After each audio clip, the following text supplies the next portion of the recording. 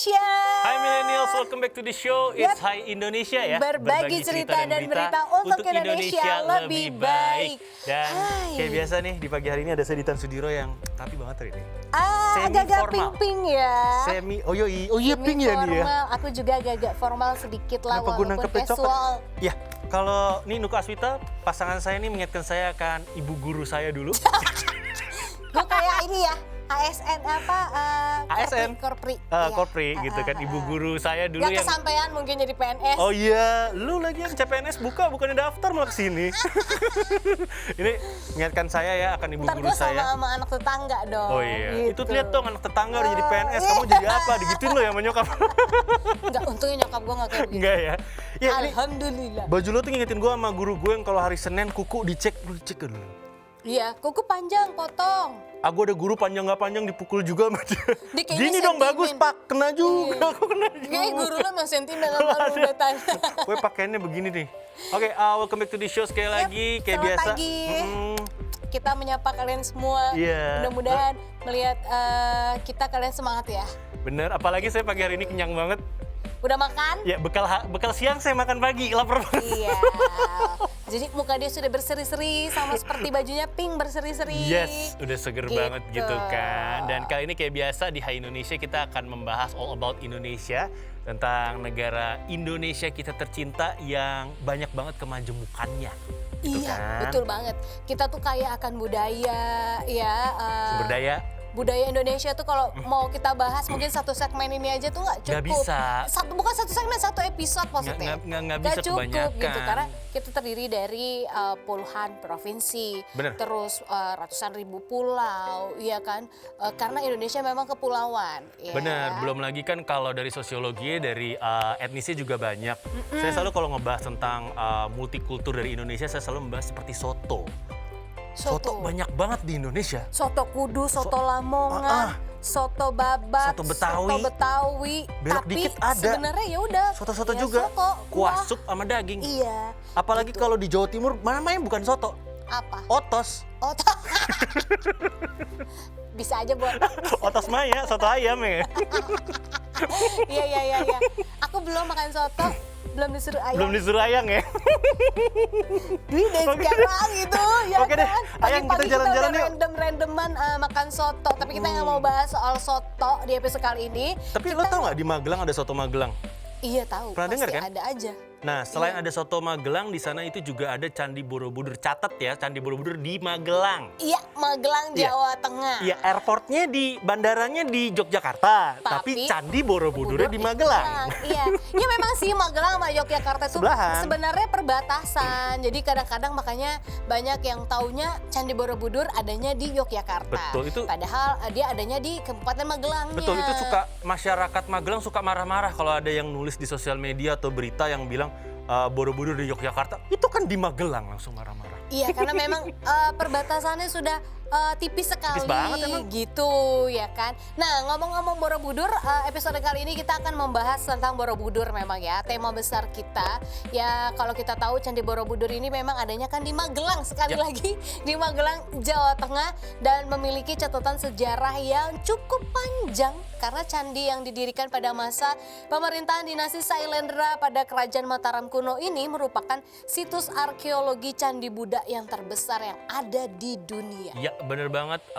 Waktu itu udah lama banget sih sebenarnya. Ini ada seorang gubernur jenderal Hindia Belanda, belum ada Indonesia ini, namanya masih Hindia Belanda, negara kita. Namanya adalah Mevrouw, bukan ya. Kalau Mevrouw tuh buat ibu, Menir Thomas Stamford. Enggak, dia orang Inggris, sorry, Mr. Raffles kan, Raffles orang Inggris, Thomas Stamford Raffles. Ini dalam buku History of Java, dia menulis, jadi katanya berdasarkan cerita penduduk desa di sekitar candi, bahwa Borobudur itu berasal dari kata Boro dan juga Budur, yang artinya adalah purba. Sehingga Borobudur diartikan sebagai Boro Purba. Oke, Raffles sendiri memiliki pendapat yang berbeda ya kalau mengenai arti nama Borobudur. Kalau dirinya ini berpendapat Borobudur ini berasal dari kata Boro yang berarti itu agung. Dan Budur yang berarti itu Buddha. Jadi Borobudur ini memiliki arti Buddha yang agung. Menarik banget nih, gue suka nih kalau sejarah-sejarah Iya, kayak gini jadi kita nih. paham ya sekarang nih nggak sembarangan ada nama Borobudur loh. Ya, bener banget. Dan Candi Borobudur ini dibangun sebagai tempat suci untuk memuliakan Buddha sekaligus berfungsi sebagai tempat ziarah yang menuntun manusia dari nafsu duniawi menuju pencerahan dan kebijaksanaan sesuai ajaran Buddha. Dan bahkan sampai saat ini, Borobudur masih digunakan sebagai tempat ziarah keagamaan dan setiap tahunnya juga dijadikan tempat untuk memperingati Trisuci Waisak oleh umat Buddha dari seluruh penjuru dunia. Iya, betul banget ya. Kayaknya kita tuh nggak afdol kalau memang sebenarnya berwisata atau berkunjung ke Yogyakarta tidak berkunjung juga ke Candi Borobudur. Betul. Makanya mungkin banyak yang salah kaprah. Ya udah Borobudur, Yogyakarta, Yogyakarta ya Borobudur. Bener. Bahkan Gitu. waktu gue kecil ya, ini gue lupa gue dapat dari mana ya. Biasalah, gue kan suka baca-baca yang Random ya. random ya, yang gue Iya, baca-baca iya. kan yang orang nggak baca gue baca gitu. Jadi gue pernah menangkap bahwa zaman dahulu tuh kayak kuil-kuil kayak Borobudur gitu-gitu tuh dari batu-batu itu dibikin dari putih telur. Perekatnya. Ya enggak ternyata. Enggak. Mereka emang bikinnya dikunci-kunci gitu, batu-batunya emang udah didesain untuk kunci. Ternyata nggak dari putih telur. Ya tapi walau alam sih ya guys, kita nggak tahu karena sampai sekarang aja sejarahnya Borobudur itu adanya aja belum terpecahkan. Ya, bener banget. Ada yang Dibikin di bilang- dinasti Sailendra udah dijelasin sih tadi sih. Iya, tapi ada yang bilang juga ini memang dari zamannya Nabi Musa zaman dulu. Katanya udah Iya, jangan lama salah banget. satu. Tapi lu pernah ini nggak nyentuh patung Budanya nggak? Udah nggak boleh sekarang ya?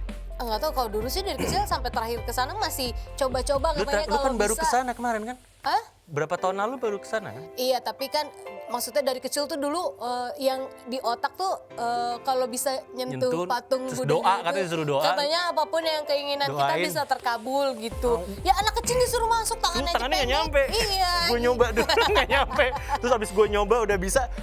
Gue kasih ke orang tua Iya, gue. Terus pas iya. jalan taunya ada yang rusak ini ya. Jadi patungnya ada, bisa kita sentuh langsung patungnya. Beda-beda. Kenapa nggak Karena gue ada pegang yang ketutup ini? ya. Ngapain usaha?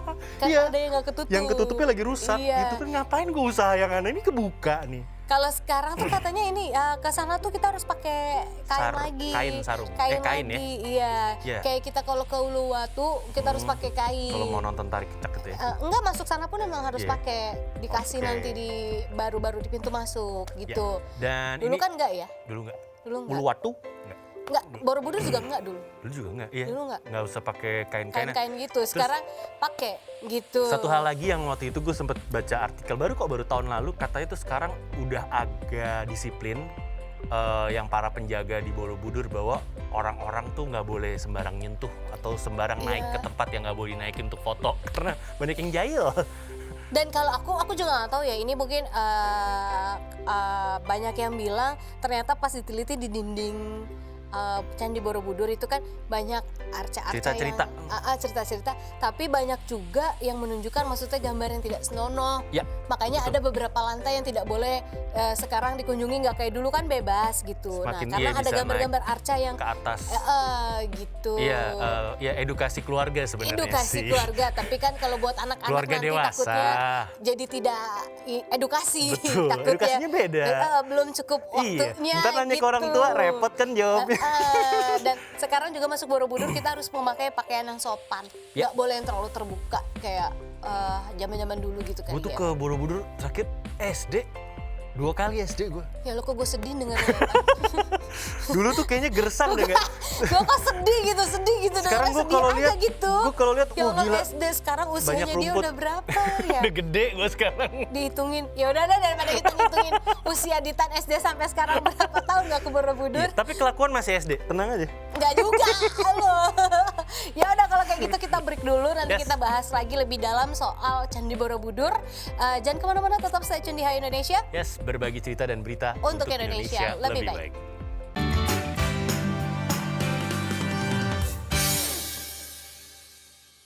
Hai Indonesia.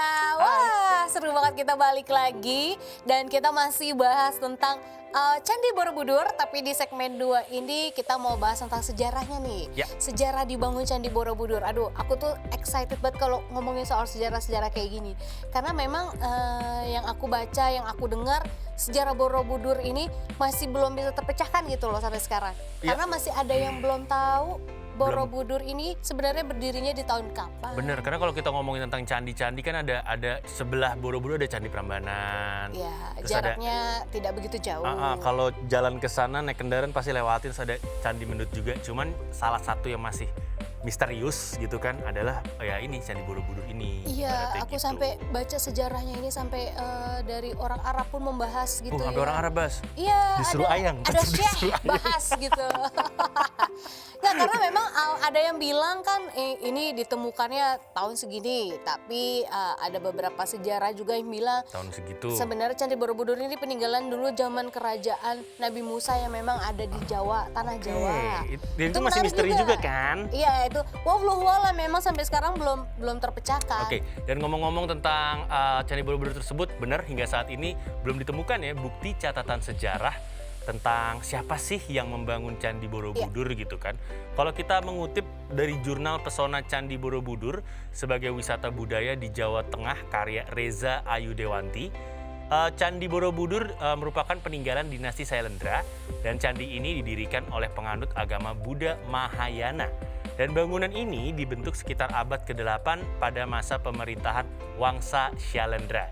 Nah, waktu itu dijelaskan bahwa tujuan dibangun Candi Borobudur adalah untuk memuliakan Raja-Raja Syailendra yang telah bersatu kembali dengan dewa yang menjadi asal dari beliau. Kalau kita kutip sendiri dari website resmi Kemendikbud, ini juga tertulis nih bahwa pembangunan Candi Borobudur diduga ya, dilakukan secara bertahap oleh tenaga kerja sukarela yang bergotong royong demi kebaktian ajaran agama pada masa itu, pada masa pemerintahan dinasti Syailendra. Jadi awalnya nih, pembangunan candi ini dimulai dengan meratakan dataran dan dipadatkan dengan batu.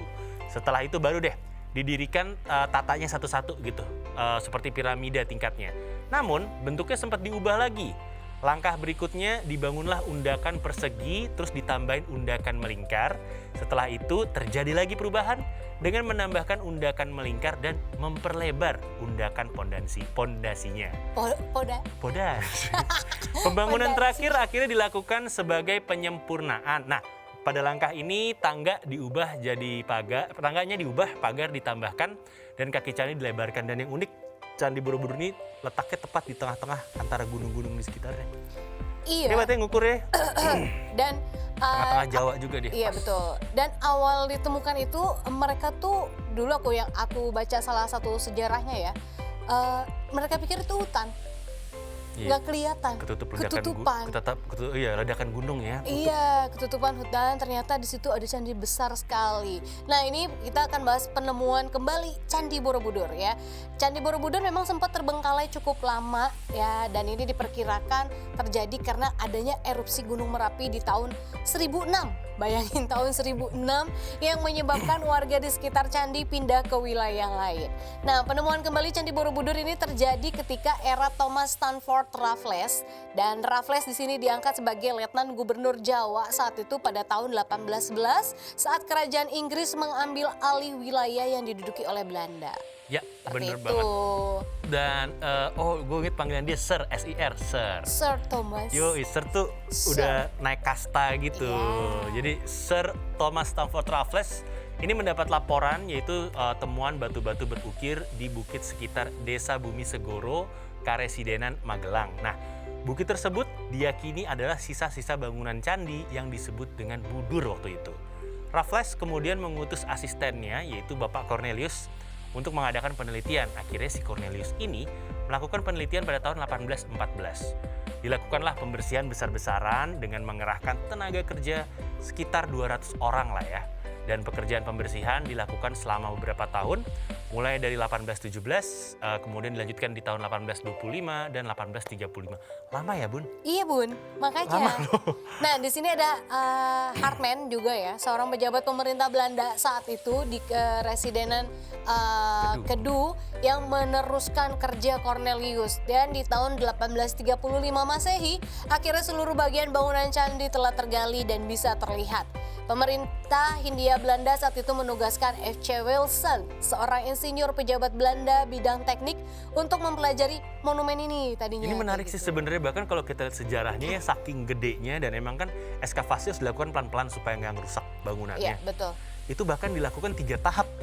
Ya berapa? 5-10 tahun baru selesai, 15 tahun baru selesai tadi ya? Iya iyalah, kebayang gitu loh. Gede ya? Kita ke Borobudur aja tuh candi segede Massive, itu. gede banget.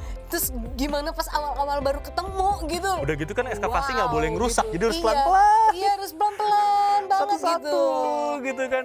Oke, dan yang uniknya nih setelah itu akhirnya terus dilakukanlah penelitian terkait dengan Candi Borobudur ini oleh waktu itu ya pemerintahan Iya. Hindia Belanda. Dan kemudian Borobudur ini jadi kian terkenal hingga mengundang kolektor candi untuk berkunjung. Borobudur juga sempat menjadi target pencurian Betul, artefak betul. candi untuk kemudian dijual mahal. Ini gue masih ingat zaman dulu. Tapi waktu gue katanya SD memang tuh ada banyak, sih salah satu artefaknya yang banyak sampai sekarang potongan-potongannya. nggak balik gitu, sayang Nggak, banget banyak kan. potongan-potongan batuan Iya, nggak ada, emang bener. bahkan banyak potongan-potongan yang kayak patung Buddha tanpa kepala. Iya, itu. Iya, itu dia. Susah Sayang ya? banget ya, karena ini kan gimana pun situs sejarah Iya, ya. budaya kita loh peninggalan. padahal. Sampai sekarang aja kita nggak ada yang belum pernah tahu gitu loh. Iya. Candi ini dibangun tahun berapa. Dijualin juga, dijualin Iya, juga please gitu. deh gitu. Aku kesel kalau dengar orang-orang Iya. yang sembarangan. Tapi itu emang masih ada di budaya kita sih. Bahkan sekarang nih kalau kita lihat kota Jakarta aja udah bagus kan. Masih aja waktu itu ada video pencurian boulder. Boulder tuh besi-besi. Itu. Masih aja mau dikiloin besi yang di trotoar. Please, jangan tuh buat kita gitu, Masih buat umum. dikiloin juga. Oke, dan dilanjutin tentang banyaknya pencurian artefak dilakukan di Borobudur. Jadi tuh ada juga kayak kepala arca. Iya, itu tadi yang aku bilang. Bangunannya kepala arca tuh dari batu yang ini menjadi bagian yang paling dinikmati oleh kolektor-kolektor nakal itu. Makanya nih, maka dari itu banyak patung Buddha yang juga ditemukan tanpa kepala seperti yang Nuka tadi bahas. Dan ini parahnya lagi, pemerintah Hindia Belanda juga memberikannya secara sukarela pada tahun 1896 ya. Ambil aja, ambil. Nah, ini punya Inlander, ambil. Oh, Gitu ya. sukarela. Oh, sekarang orangnya kemana itu ya? Kita tembak Biasanya- bareng-bareng apa? Biasanya buat hadiah tuh. Oke, jadi ada 5 arca Buddha beserta 30 batu dengan 30 batu relief, terus ada 2 Relief. patung singa, ada patung arca penjaga dan batu bentuk tangga dan sebagainya yang diberikan kepada Raja Thailand waktu itu. Oh my god. Iya, yaitu the Lord, the King, si Bapak Raja Chulalongkorn. Dan koleksi tersebut nih sekarang bisa kita lihat di Museum Nasional Bangkok. Iya, yang besar itu. Tapi ini gue yakin sih kalau tadi tuh Bapak Cornelius, Bapak Raffles tuh pasti mereka nggak setuju sama itu. Kesel mereka pasti. Iyalah. Nah, ini maraknya pencurian pada masa itu membuat Kepala Inspektur Artefak Budaya menyarankan kalau Borobudur ini dibongkar seluruhnya pada 1882. Nah, reliefnya dipindahkan ke museum supaya nggak ada lagi nih kasus pencurian seperti yang tadi udah Ditan sebut. Tapi seorang arkeolog bernama Grönfeldt yang ditunjuk pemerintah ini menggelar penyelidikan menyeluruh atas situs dan kemudian akhirnya menyarankan agar bangunan Borobudur ini dibiarkan utuh dan tidak dibongkar untuk dipindahkan. Iya sih, kalau kemarin jadi dipindahkan mungkin namanya udah nggak Borobudur sekarang. Ya enggak, ntar kasihan orang Magelang marah-marah lagi. Wah udah ada bagus. Hilang. Maksudnya ini udah situs Udah keren. sejarah, udah kayak gitu rupanya. Ya, itu kan- Terus kalian mau rusak gitu? Benar, itu kan Janganlah. apa ya, sebuah, kalau mau bahas itu juga sebuah arsitektur kuno gitu kan. Tapi Sayang, bayangin dong sebesar apa Borobudur gitu. gede banget sih. Gede banget gitu. Kayak naik tangganya aja tuh ngos-ngosan Tan. Dari jauh aja kelihatan. Iya. Dari jauh kelihatan. Ya, terus kalian mau bikin kayak gitu aja mungkin sekarang iya mustahil. Susah lah, ini masih Susah masih lah. mau diambil-ambilin. Oh nggak usah, kalau sekarang pakai semen. Oh iya. Ngapain mahat batu? Waduh, disuruh ayang mahat batu. Gempa dikit retak ayang. Ibaratnya. Oke, akhirnya setelah Borobudur yang banyak bagian-bagiannya hilang karena rusak atau dicuri, akhirnya dilakukan nih yang namanya perbaikan kembali Candi Borobudur. Jadi pada tahun 1900, 100 tahun Masehi. lalu ya. 100 tahun lalu kan tepatnya, 1900 Masehi, pemerintahan Hindia Belanda ini mengambil langkah untuk menjaga kelestarian dari monumen ini. Kemudian dibentuklah sebuah komisi yang terdiri atas 3 pejabat untuk meneliti monumen ini, yang terdiri dari seorang sejarawan seni bernama Bapak Brandes, terus seorang insinyur dan juga tentara Belanda bernama Theodor van Erp, dan insinyur ahli konstruksi bangunan Departemen Pekerjaan Umum bernama Van der Kamer. Iya, terus akhirnya pemugaran candi dilakukan dengan memperhatikan banyak hal ya. Dan hal-hal yang dilakukan antara lain adalah perbaikan sistem drainasenya, terus pengaturan sudut bangunan, pemindahan batu yang membahayakan, penguatan pagar. Nah, ini menjadi langkah pertama dan pemugaran beberapa relung, gerbang, stupa, dan ada stupa utama juga kan, karena banyak kan aku dari kecil tuh dulu udah sering banget diajak situ gitu sama papaku. Karena beliau ini cinta banget Jogja, ada beberapa keluarga Jogja, jadi setiap tahun kita ke Jogja. Jogja istimewa sih. Iya, jadi Jogja tuh memang ngangenin banget sih gitu. Ya, stupa tuh biasanya patung yang di depan tuh, yang jaga tuh. Biasanya kalau di atas tuh yang besar-besar. Iya, dulu saya sempet, saya jujur ya, gue baru tahu stupa yang mana tuh SMA kuliah deh. Gue nggak tahu kalau patung yang gede-gede itu stupa. Dulu waktu SMA tuh suka ada bercandaan-bercandaan, diem aja lu kayak stupa, lu nggak ngerti stupa yang mana. Stupa apaan sih? Serius gue nggak tahu. Bisa jadi sih Tan, kalau lu diem aja gitu, diem aja lu Tan kayak stupa. Iya gue digituin, iya. Stupa yang gue nggak tahu, ternyata stupa tuh patung yang di depan. Jadi gitu. Biasa suka ada di bawah, iya, kanan kiri, sebelahan, gue nggak tahu. Nah di tengah-tengah biasanya tuh kebanyakan relief-relief yang bergambar, bercerita sebenarnya. Iya kan si stupa itu kan penjaga ibaratnya kan. Iya, jangan diem-diem di depan, jangan di depan dan diem kayak stupa nanti. Iya. Gitu ya. Iya betul. Terus. Oke, dan akhirnya pada tahun 1960-an, ini udah pemerintah Indonesia yang megang nih. Pemerintah Indonesia telah mengajukan permintaan kepada masyarakat internasional untuk melakukan pemugaran besar-besaran demi melindungi monumen ini. Akhirnya pemerintah Indonesia bekerja sama barengan sama UNESCO untuk mengambil langkah, yaitu untuk melakukan perbaikan menyeluruh pada Candi Borobudur. Dan dalam suatu proyek besar ini akhirnya dimulai sejak tahun 1975 sampai tahun 1982. Dan akhirnya setelah renovasi, ini tepatnya pada tahun 1991, lu umur berapa sih? Ya umur setahun. Seri, lu? Yaudah, oke. Jangan tanya umur gue. UNESCO akhirnya memasukkan Candi Borobudur ke dalam daftar situs warisan dunia. Dia yang kesel. Dan akhirnya masuk ke dalam ini ya, kriteria budaya di UNESCO ya. Iya dong, nggak. Kita bangga banget punya Candi Prambanan, punya Candi Borobudur. Itu peninggalan-peninggalan sejarah kita yang nggak tahu tahun kapan. Itu yang gue pernah Candi Mendut tuh sebelah mana ya Candi Mendut tuh? Dekat situ kok, tapi Candi Mendut tuh nggak begitu besar. Pernah lewatin loh? Pernah ke sana malah. Oh, soalnya kan ada di Jakarta tuh ada jalanan di Menteng yaitu Jalan Prambanan, Jalan Borobudur, Jalan. Di rumah gue begitu Jalan Borobudur, oh, iya? Jalan Prambanan gitu. Iya. Seru ya kayaknya kalau ngomongin sejarah. Waktu kita juga kayaknya masih kurang. Masih kurang, tapi nggak apa, kita masih bakal ngebahas lagi sih kayaknya ya. Masih ada yang bakal kita bahas mengenai Candi Borobudur. Selain satu ini tetap di Hai Indonesia. Berbagi cerita dan berita untuk Indonesia lebih baik.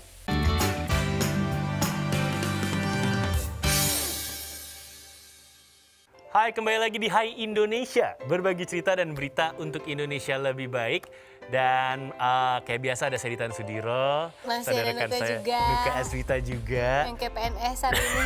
ASN ya? Iya, sebelum lu ngomong, gue ngomong udah pokoknya duluan. Udah kebaca. Kayak ibu guru. Ya anak-anak, kita balik lagi bahas sejarah ya anak-anak. Tolong dicatat kalau ada yang penting.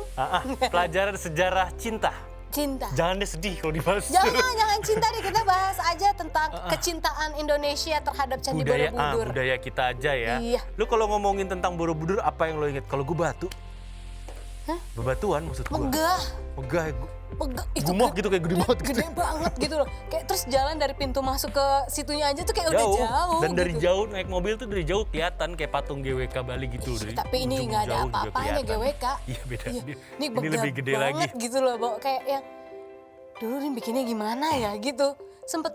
Zaman kecil tuh sempet terpikir kayak hebat, gitu ya? gitu ngeliat Borobudur tuh kayak ini dulu bikinnya gimana dipahat ya? Pahat. Iya, tapi maksudnya kayak yang segede gini bro gitu, dan ini tuh bukan bangunan yang kayak semen apa, bener-bener batu. Dan reliefnya itu kan sepanjang berapa undak itu, relief itu bergambar. Udah nggak inget lo berapa tingkatnya? Lupa, tapi tinggi banget sih, kayak jalan ke situ tuh kayak satu tingkat selesai. Tapi waktu itu gue inget, gue sampai ke paling atas, pelan-pelan. Iya, paling atas. Sama orang tua gue pelan-pelan. Iya. Tetap dibuka kan paling atas? Tetap dibuka, sampai sekarang tetap dibuka. Tapi Iya. mungkin sekarang ada peraturan-peraturan yang tadi aku bilang, harus berpakaian sopan, Terus yang nggak boleh terbuka. asal nyentuh sama naik-naik ke atas. Karena bukan undakan apa, untuk foto. kalau dulu kan dibiarkan, kalau sekarang ngerinya kan itu batu kan usianya udah semakin tua lama-lama ya. Iya. Takutnya sentuh ada yang jatuh, pecah, merusak. Betul. Gitu. Itu soalnya waktu dulu gue kecil naiknya pelan-pelan, satu naik berhenti, satu. Karena Terus panjang, Bo, tangganya. sama gue inget ada ini, apa banyak gambar di temboknya itu banyak gambar relief Iya, relief. Nah, ini kita mau bahas tentang reliefnya sih yang ada di Candi Borobudur ya. Karena Candi Borobudur ini pastinya istimewa banget karena memang ada atau terdapat di sana sekitar 2.672 panel relief. Nah, kalau sekitar 1.460 panel relief cerita ini berupa ada naratifnya sebenarnya kalau kita paham. Ada ceritanya. Dan 1.212 panel relief ini adalah dekoratif. Nah, relief naratif sendiri terdiri dari 5 gugus relief. Yang pertama ada relief Karma Wibangga. Terdiri dari 160 panel dan relief ini tersimpan di lantai dasar Candi Borobudur, dan rangkaian relief Karma Wibangga tersebut juga mengisahkan perihal hukum sebab akibat dari perbuatan dalam kehidupan sehari-hari manusia yang bersifat universal sebenarnya. Yes, dan dilanjutkan dengan relief Jataka. Ini terdiri dari 500 panel ya. Relief ini tepatnya berada di dinding bagian luar di lantai 3. Nah, kalau relief Jataka ini mengisahkan tentang kelahiran masa lampau Bodhisattva dalam upaya menyempurnakan kebajikan demi mencapai pencerahan. Ya, terus selanjutnya ada relief Avadana. Ini terdiri dari 120 panel di lantai 3 dan 100 panel di lantai 4. Dan dalam relief Avadana ini berisikan kisah-kisah moral yang dapat menjadikan tuntunan hidup seperti kisah Maitra Kanyaka. Aku juga belum pernah dengar sih kisah Maitra. Padahal udah lihat ya. Tadi, iya udah mungkin lihat. Udah ketemu, cuman nggak bisa bedain juga kita. Iya, karena kan mungkin saat itu kita nggak ngerti, belum ngerti. Gitu. Oke, terus ada juga yang namanya relief Lalita Vistara. Ini terdiri dari 120 panel dan detail dalam relief ini terletak di lantai 3 yang berisi kehidupan Buddha dari sebelum masa kelahiran sampai saat pengajaran pertamanya di Taman Rusa. Ya, selanjutnya ada relief Gandaf Yuha ya, terdiri dari 460 panel dan relief ini terdapat di lantai 4 sampai di lantai 6 yang mengisahkan perjalanan tokoh Sudana menemui para mitra dan juga guru kebajikan untuk merealisasikan pencerahan akal budi.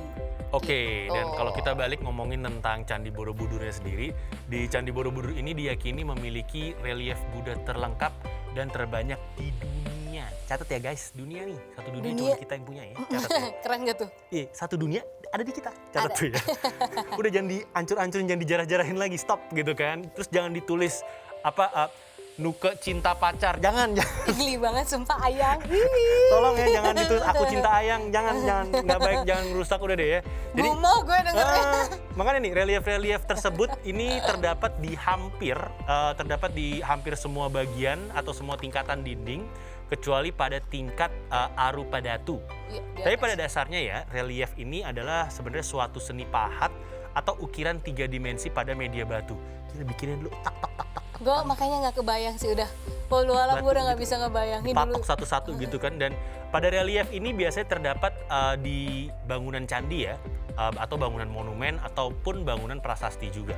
Ukiran atau pahatan pada relief ini memiliki arti yang mendalam biasanya. Misalnya nih pada relief terukir dengan indah cerita sejarah masa lampau yang berisi ajaran berharga atau mungkin filosofi dari nenek moyang untuk menjadi pelajaran pada generasi berikutnya. Ya, selanjutnya kita punya tingkatan Candi Borobudur. Dan Candi Borobudur ini dibagi menjadi 3 tingkatan ya guys, yang melambangkan kosmologi Buddha Mahayana. Nah, 3 tingkatan tersebut ini yang pertama ada Kamadhatu. Kamadhatu ini merupakan tingkatan paling bawah pada Candi Borobudur atau termasuk bagian kaki candi. Nah, Kamadhatu terdiri dari 160 relief yang menjelaskan Karma Wibangga Sutra, yaitu hukum sebab akibat, dan menggambarkan mengenai sifat dan nafsu manusia seperti merampok, membunuh, memperkosa, penyiksaan, dan juga fitnah.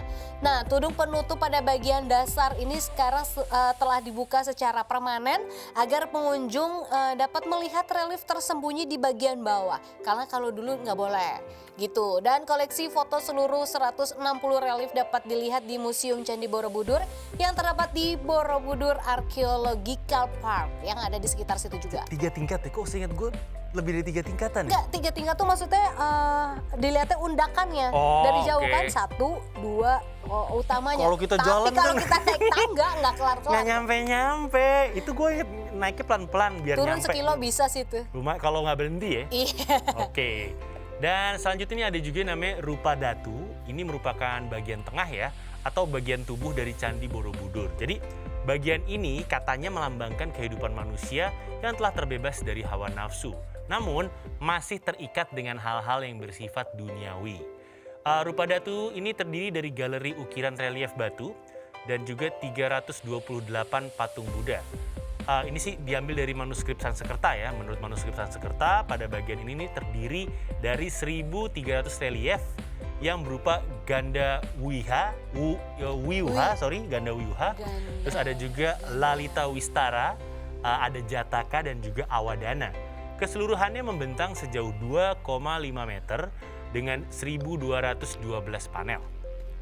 Ya, selanjutnya ada Arupa Datu. Ini merupakan tingkatan atas atau paling atas Candi Borobudur ya, yang melambangkan kehidupan yang religius dan juga spiritual tertinggi yang mengagungkan perdamaian penuh keselamatan jiwa. Nah, pada tingkatan ini menggambarkan kehidupan Sang Buddha yang telah mencapai kesempurnaan karena berani meninggalkan kehidupan dunia untuk mencapai pencerahan. Oleh karena itu, dindingnya sama sekali tidak dihiasi oleh relief karena memang isinya hanya patung-patungnya mereka. Beda sendiri ya dia ya Ya berarti kan ya. undakan-undakan yang udah isinya patung-patung di dalamnya. Masih inget lo? Masih lah. Gue gak inget. Udah gak inget gue bagian itu. Masih, karena aku sering ke sana kali ya. Sombong lu emang.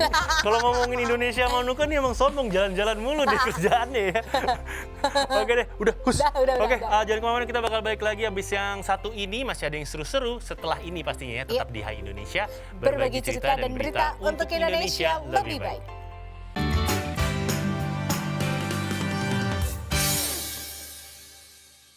Hai Indonesia. Hai, kembali lagi ya, masih di Hai Indonesia. Iya. Berbagi cerita dan berita untuk Indonesia lebih baik. Betul. Oke, tadi kita habis udah, ngebahas Borobudur. Iya, Candi Borobudur. Lu tuh masih inget nggak? Lu katanya kan sering ke sana. Sombong. Gue nggak bakal nanya berapa kali lu ke sana. Masih inget waktu paling Gua juga kecil udah tuh lu lupa ke sana? kemana. Gak inget lu waktu kecil Saking seringnya. Nggak, paling kecil. Balik Jogja. Paling kecil umur tadi itu 2 tahun apa? Itu umur gue 2 tahun, itu masih kecil. Sombong. Iya, 2 tahun. Jadi tadi kita pas break sempat ini pemirsa ngebahas tentang Borobudur, terus Nuka ngasih lihat fotonya. 2 Kirain foto pas dia kemarin ke Borobudur, fotonya masih ngedot. Masih ngedot. Masih ngedot foto. 2 tahun. Tuh ada foto dia sama bapak lu ya? Iya. Iya, sama bapaknya lagi di Candi Borobudur. Ih, lucu banget. Masih kecil. Tuh ini paling atas ini udah paling atas. Karena kalau paling atas itu Iya. gugusan-gugusan Iya. candinya doang yang di dalamnya ada patung-patung Buddha. Iya, jadi emang Borobudur tuh uniknya gitu. Dia tuh lokasinya tuh tepat di tengah Pulau Jawa dan di sekitar Keren banget gak gunung-gunung. sih lu kayak bisa ngeliat hamparan Jogja gitu, emang gelang gitu Yap. kan. Apalagi kalau suasananya tuh lagi adem, cerah. Tapi fotonya gitu. unik loh. Ada dot beneran. Itu kira-kira umur berapa Nuka? 2 tahun. 2 tahun. 2 tahun. Digendong tuh pasti sama bapak. Iyalah, gak mungkin gue disuruh jalan sendiri. Lu masih ngedot begitu. Yap, itu tadi ngebahas tentang Borobudur, pastinya kita udah ngebahas Borobudur tadi beberapa segmen. Seru ya. Kalau kita mau bahas soal sejarahnya full sih kayaknya nggak cukup. Ini Panjang. 1 episode aja. Belum lagi gitu. teori-teori konspirasi juga ada beberapa Iya, kan. banyak banget sih sejarah, catatan sejarah. Dan tapi sampai sekarang belum ada satupun yang bisa mengungkapkan kapan Borobudur itu berdiri. Udah biarin misteri aja. Ya, belum Biar seru, aja. biar Yang seru. penting sekarang kita jaga karena itu warisan budaya ya dari zaman-zaman dulu, dan kita bersyukur karena Borobudur ada di Indonesia. Ya, bener banget. Dan kalau piramid ada di Mesir ya, kalau Borobudur di Indonesia ya. Beda, Beda ya. Beda. Oke, dan selanjutnya kita balik ke, kalau tadi udah bahas sejarah, bahas Indonesia, sekarang kita balik ke hari ini, saat ini. Ya, kita Bapak ke Presiden Indonesia. Jokowi, ini ada berita tentang Bapak Presiden Jokowi telah menandatangani Undang-Undang IKN Ibu atau Kota Negara Baru. Undang-Undang Ibu Kota Negara ya. Ini emang unik nih, ini kayak beberapa negara kayak di Malaysia tuh juga 2, Kuala Lumpur sama, ya lupa, ada 2, tapi kalau di Australia itu ada Sydney sama Melbourne. Melbourne jadi ibu kotanya, Sydney-nya ibu kota ekonomi kalau nggak salah kayak gitu.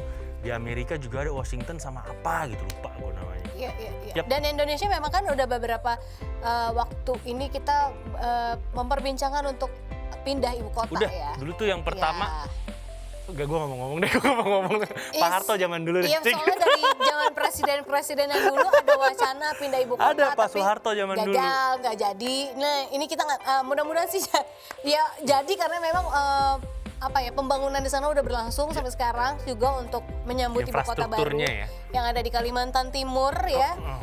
Nah, Presiden Joko Widodo ini ternyata sudah resmi menandatangani Undang-Undang Nomor 3 Tahun 2022 tentang Ibu Kota Negara atau yang disingkat IKN gitu. Yap, dan hal tersebut ini menandai dimulainya pembangunan Ibu Kota Negara atau IKN di Kalimantan Timur, dan tanda tangan Presiden atas undang-undang itu disampaikan Kementerian Perencanaan Pembangunan Nasional atau Bappenas pada hari Kamis tanggal 17 Februari tahun 2022 ini. Ya, Menteri PPN atau Kepala Bappenas Suharso Mono Arfa mengatakan kalau pembangunan IKN atau Ibu Kota Negara akan menjadi awal peradaban baru bagi Indonesia. Presiden punya waktu 30 hari sejak RUU disetujui DPR untuk membubuhkan tanda tangan. Nah, kalau Presiden tidak kunjung menandatangani, RUU tersebut tetap sah tapi menjadi undang-undang dan wajib diundangkan. Undang-undang ini mulai berlaku pada tanggal diundangkan tersebut. Yap, benar Jadinya, banget. Gitu.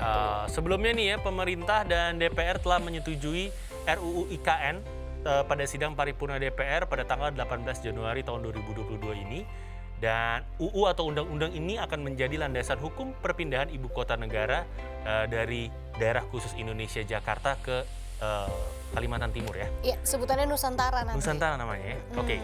Dan berdasarkan pasal 6 Undang-Undang IKN, Ibu Kota Negara baru bernama Nusantara ini memiliki luas wilayah daratan seluas kurang lebih sekitar 256.142 hektar. Oke. Per meter? Iya, betul. Nah, sedangkan untuk wilayah perairan laut ini seluas kurang lebih 68.189 hektar. Nah, luas wilayah darat Ibu Kota Nusantara terdiri dari dua kawasan, yakni kawasan Ibu Kota Nusantara seluas kurang lebih 56.180 hektar dan kawasan pengembangan Ibu Kota Nusantara seluas kurang lebih 199.962 hektar. Ini luas banget loh. Jangan salah, emang Kalimantan kecil enggak? Iya, Luas. petanya gue tahu gede banget. Dia salah satu pulau terbesar di dunia. Maksud gue, ya bener nih kalau mau demo banyak posisi di sana. Luas. Iya. Gak macet, tenang aja, santai. Tenang. Nggak ada macet di Kalau sana. mau bisa di sana loh. Nggak ada macet. Luas banget hektar-hektarannya gitu kan. Iya, yang kita lihat pohonan semua. Betul, mungkin mau menyampaikan Hanya jalan. aspirasi bisa langsung. Dan kalau kita ngomongin tentang batas-batas wilayah dari IKN Nusantara, yaitu kalau di sebelah selatan ini berbatasan dengan Kecamatan Penajam, Kabupaten Penajam Pasir Utara. Iya. Udah ke sana lo? Oh, belum. Kalimantan Timur lo belum pernah ya? Udah 2 kali. Oh, sombong. Oke. Terus kemudian ada juga Langsung udah 2 kali. ya tadi Penajam Pasir, Teluk Balikpapan, Kecamatan Balikpapan Barat, terus Kecamatan Balikpapan Utara, dan Kecamatan Balikpapan Timur, Kota Balikpapan. Kota Balikpapan ke Penajam Pasir itu jauh. Berapa Kita jam? kayak nyebrang laut dulu.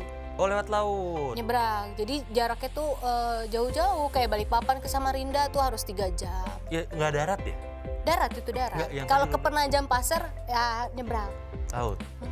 Harus Ada nyebrang ferry Lebih gitu. cepat lewat laut Iya. ya? Oke, iya soalnya ininya Jangan juga. salah loh, Kalimantan itu Alamnya. dari satu lokasi ke lokasi bisa seharian loh kalau Iya, naik meskipun mungkin kelihatannya kayak kalau di Jawa nih, kita ukur Iya. Jawa. Oh ya nih mungkin 3 jam nyetir. Iya, kalau di Jawa kan daratannya landai ya. darat. Nah, kalau dia turun naik turun, perbukitan mendaki gunung, dan nggak lewati lembah. macet. Lu bayangin 3 jam kita perjalanan benar-benar nggak macet. Naik turun segala macam, Iya. jalanannya terlalu luas ya. Tapi sekarang alhamdulillah udah ada tol. Yap. Dari Balikpapan ke Samarinda itu bisa hanya cuma 1 jam sekarang. Oke, dan Yeay. ini kita balik ngomongin tentang ibu kota Iya. negara Nusantara. Di sebelah baratnya ini Iya, berbatasan berbatasan dengan Lowakulu. Kecamatan Lowakulu, Kabupaten Kutai Kutai. Kertanegara, dan Kecamatan Sepaku, Kabupaten Penajam Pasir Utara. Ya, kalau di sebelah utaranya ini berbatasan dengan Kecamatan Lowakulu, terus Kecamatan Lowajanan, Kecamatan Sanga-Sanga, Kabupaten Kutai Negara, itu maksudnya masih di Kutai. Dan sebelah timur berbatasan dengan Selat Makassar, Oke. gitu. Oh iya, bener langsung Iya, Selat ke Makassar. Sulawesi berarti ya? Iya. Oke, ini kalau ngebahas tentang ibu kota negara baru Nusantara, gue jujur Gak tau, belum kebayang. Gak ada bayangan di kepala gue. Gue kebayangnya Karena kalau lu kan udah ke Kalimantan, lu udah cukup tahu kan. Udah lihat gitu alamnya seperti apa. Iya kayak gitu, kebayang sih panasnya. Panas ya? Panas Panas lah, banget pasti. lebih panas. Dan Jakarta, Kalimantan itu memiliki perbedaan waktu karena dia udah masuk ke tengah kan, Iya, 1 jam. WIT dia, bukan WITA ya? Tengah, WIT. pokoknya dia tengah dan udah ada perbedaan waktu sejam sama kita. Flight dari Jakarta penerbangan ke 2,5 jam. Hafal dia. Gil, 2,5 jam kita udah bisa nyampe ke ibu kota negara. ibu kota negara Nusantara. Itu Kalimantan turun Timur. Balikpapan dulu dong, 2,5 jam? Balikpapan dulu, karena nggak ada jalan yang lagi. langsung ke Penajam Pasar Utara. Jalan itu lagi nggak berarti ada. habis itu Darat. ya? Oke, mungkin nanti ada bandara tambahan mungkin. Bisa jadi karena kan namanya ibu kota Harus ada. harus ada karena kan kalau selama ini nggak ada bandara memang kita butuh effortnya lumayan sih. Iya, iya, iya. Jalan darat dari Balikpapan ke Penajam Pasar Utara tuh jauh. Ini perlu digarisbawahi sih, jadi ini ibu kota pemerintahan. Ibu kota pemerintahan ya. Ah. Bukan berarti semuanya pindah, tidak. Ah. Ekonomi masih ada Iya, beberapa di yang Jakarta. tinggal di Jakarta, di Jakarta aja udah nggak usah ikutan. Iya. Tapi banyak yang udah deg-degan karena pasti akan beralih banyak yang dari Jakarta ke sana. Iya. PNS itu banyak yang mau tidak mau pilihannya harus pindah. Bukan yang lebih gede bayarannya. Ya seharusnya ya, hitungannya kan Iya luar dong. daerah. Tapi kita nggak tahu sekarang kan itu disebutannya udah ibu kota negara. Yap, bener banget. Oke. Dan kalau gitu kita bahas yang kita tahu aja deh. Ya nanti mungkin kita nggak bakal bisa bahas lebih lanjut lagi. Kita juga perlu nanya-nanya ahlinya dulu nih seperti apa, kita Yes. takut salah. Tapi nanti kita akan balik lagi bahas yang lain lagi aja kali ya. Makanya jangan kemana-mana, tetap stay tune di Hai Indonesia. Berbagi cerita dan berita Untuk Indonesia lebih baik.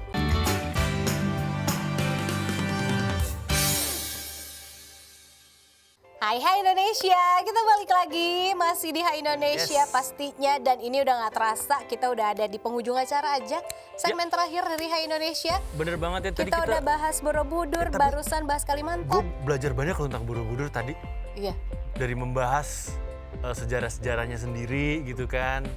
tapi gue udah baca sih sedikit banyak lebih dari Iya, cuman itu. kayak nama yang ditemukan. Iya, dari ternyata Boro itu apa? Terus ada pendapat Budur lain itu tentang, iya ada apa? pendapat lain tentang namanya juga. Iya, terus gimana sejarah waktu diketemukannya. Dan itu kalau lo perhatikan tuh pada zaman dulu kan Indonesia memang sempat kalau nggak salah dipinjamkan oleh Hindia Belanda ke Inggris kan. Sempat diurus oleh Inggris waktu itu. Ya itu tadi, Ya, makanya. dan ternyata ada momen di mana pemerintahan Inggris mengembalikan ke pemerintahan Hindia Belanda yang si Sir Thomas Stamford Raffles Raffles kembalikan itu itu. tadi. Ya, Jadi betul. ada bagian dari sejarah pemerintahan juga di situ. Seru juga sih. Iya, di luar Candi Borobudur ya. Ternyata di balik itu ada, kita belajar juga sejarah pemerintahan. Oh, Hindia Belanda sempat Bener. menyerahkan Indonesia ke Inggris, ternyata dibalikan lagi Ya, gitu. kalau nggak salah bahasanya dipinjamkan, Iya. seingat gue. Dan yang BKO kali kalau sekarang. unik, Dan Kerjanya BKO yang dia. unik ini sih ternyata meskipun itu kira-kira itu kan udah ratusan tahun tuh ketimbun, masyarakat tetap tahu loh katanya situ ada candi. Awalnya belum. Bukan masyarakat itu tetap tahu kan, tadi kan katanya si Sir Iya. Stamford Raffles kan nyari tahu emang ditemuin batu-batu. Oh ya emang katanya ada, cari aja. Cari aja. Itu dia benar-benar tadinya itu kayak Bukan ya? tidak ada di permukaan. Candi Borobudur itu benar-benar ada di bawah permukaan, ketumpuk Akhirnya dibangun tanah, lagi. ketumpuk tumbuhan. Jadi nggak ada yang tahu gitu. Makanya kalau banyak sejarah yang bilang kayak gitu, Tan. Nah ini kan versi yang ini kita dengar gitu. Ada versi lagi yang memang tadinya benar-benar orang nggak tahu di situ ada candi. Iya, akhirnya dibangun lagi pelan-pelan. Ini Jadi, ya ditemukan dan lawa alam memang. proses dari mulai ditemukannya sampai pemugaran, dari ditemukan pemerintah Hindia Belanda dialihkan ke pemerintah Inggris yang menemukan, Bahkan- pemerintah Hindia Belanda bahkan ke Indonesia, pemerintah Indonesia 100 tahun. Ya itu versinya sejarah yang itu. Ada yang bilang ini salah satu peninggalannya Nabi Musa yang ada di Pulau Jawa. Oke. Salah satu kerajaannya dulu dia. Ya itu walau balik lagi ya kita nggak tahu. Kita Makanya bahas yang sekarang kita belum tahu aja yuk. terpecahkan. Ini gue tahu nih yang selanjutnya, gue tahu banget, gue ngikutin kemarin. Kita yang ringan-ringan aja deh sekarang. Ini kemarin gua Ya, ngikutin karena nih. pusing juga. Gimana dulu Borobudur kebangun Gak usah bahas yang dulu-dulu, tahu kita juga. bahas yang ke depan aja. Kayak gitu. Ini kalau ngomongin ini Pak, makanya Ditan udah semangat karena di segmen ini kita mau bahas tentang klub bola, Iya, sepak bola hari pastinya. Sabtu minggu kemarin gue baca berita banyak tentang klub sepak bola Jepang, Tokyo, klub yang ada di kota Tokyo, yang mentransfer pemain sepak bola Indonesia. Dia nih back kiri nih namanya Pratama Arhan. Kalau ngomongin tentang pemain bola Indonesia, ini saat ini nih kita ada beberapa pemain Indonesia main di luar negeri juga. Iya, ditarik ya. Ada itu tuh Egy Maulana Fikri, Witan Sulaiman juga main di luar. Terus ada Sadil juga, Sadil Ramdhani di Malaysia.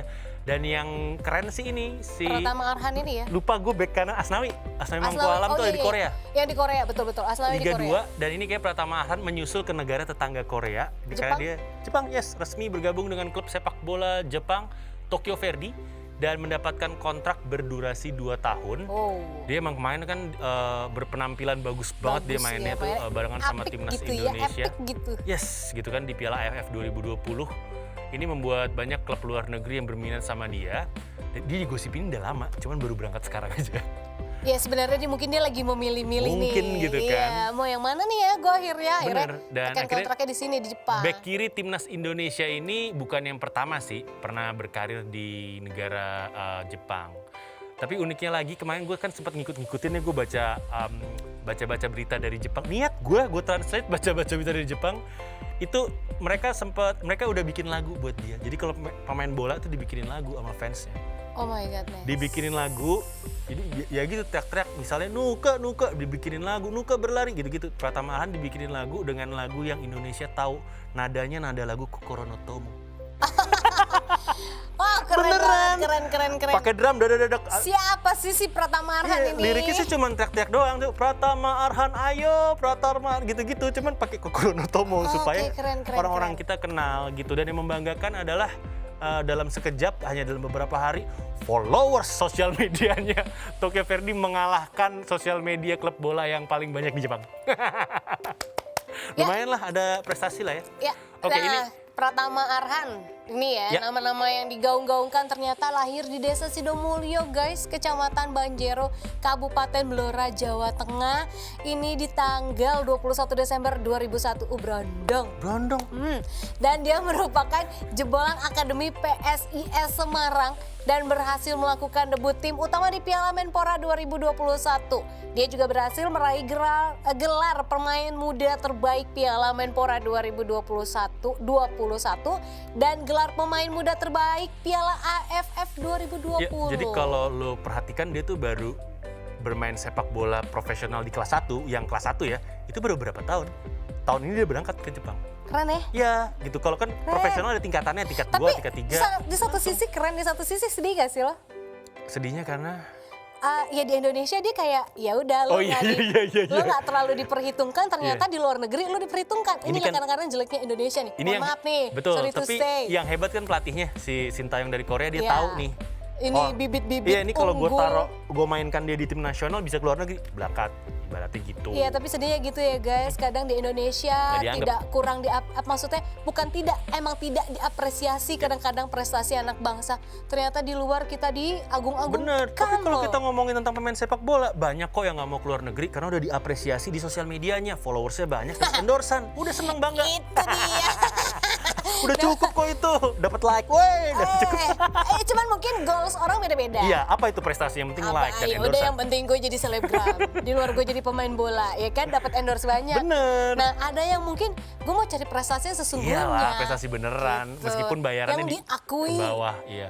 Ya nggak lihat dari itu sih, tapi kita boleh berkaca dari ya bukan hanya Pratama Arhan, tadi ada nama-nama lain juga yang ditarik oleh klub luar negeri. Berarti kan nggak jelek. Iya, nggak jelek. Tapi emang di gitu. Indo mungkin tidak dilihat atau dipandang sebelah mata. Jadi banyak yang nyaman di negara sendiri karena emang kalau lu berangkat keluar, apalagi usia muda, usia tua ada susah ya, mereka nggak mau. Usia muda itu gajinya kurang daripada di sini.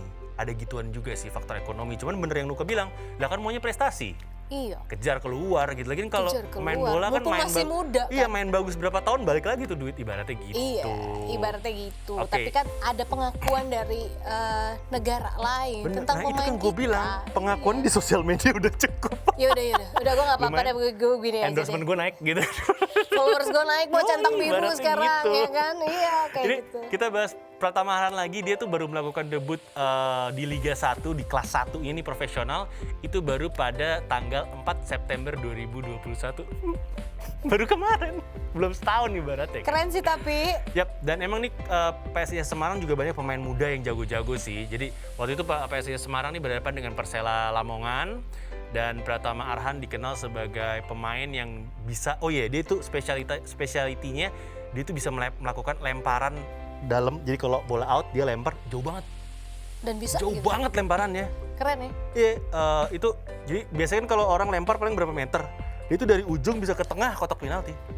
Dia bisa, bahkan lemparannya ngebawa dia sampai ke Jepang nih sekarang gitu kan. Iya, nah karena itu kepindahannya ke Tokyo Verdy di G2 League terjadi tanpa biaya transfer. Iya, free transfer bahasanya. Jadi PSIS Semarang tidak mempersoalkan apabila proses transfer Pratama Arhan ke Tokyo Verdy tanpa biaya. Dan jauh sebelumnya sudah ada nama-nama pemain merah putih yang mencoba peruntungan di negeri Sakura tersebut. Ya, ada nama pertama, ini ada Ricky Yakobi. Ini gue masih kecil banget. Iya, terus dia pernah nih memperkuat Matsushita Electric SC pada tahun 1998. 98 ya? Ya Allah, gue 8 tahun.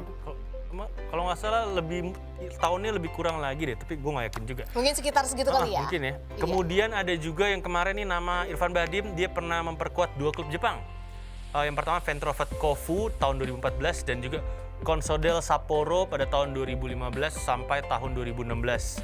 Dan itu sih Irfan Bahdim sempat dapat menit bermain 100 menitan. Lumayan lah buat orang Indonesia main di Jepang, main beberapa pertandingan total 100 menit tuh lumayan banget. Yep. Dan selanjutnya ada Stefano Lillipali.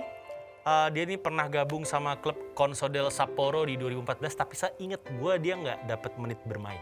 Oh, oke. Ingat gue sih kayak gitu. Ya karena memang masih dalam kondisi pandemi ya. Ini kita tetap dijaga kesehatannya, pemain-pemain bola kita juga harus tetap dijaga kesehatannya ya kan. Kayak tadi si Pratama gitu ada semua yang lah. ngomong-ngomong tentang pandemi ada yang unik juga. Jadi Asnawi Mangkualam ketika dia nyampe ke Korea gitu kan, terus biasa lah kan disambut sama kedutaan besar Indonesia Korea, di sana. Indonesia, terus diajak kalau salah sama komunitas Indonesia lah, mungkin bukan kedubes tapi sama komunitas Indonesia, diajak ke restoran Indonesia di Korea. Oh, oke. Udah ternyata pas dia pulang, dia belum main nih, belum latihan malah kalau nggak salah. Dia baru diperkenalkan. Ketika dia sampai rumah, aplikasi Peduli Lindunginya bunyi.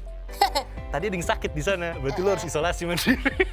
Nah lu. Serius ada kejadian kayak gitu, jadi isoman dulu. Oh iya? Isoman, dia sempat Aduh. isoman.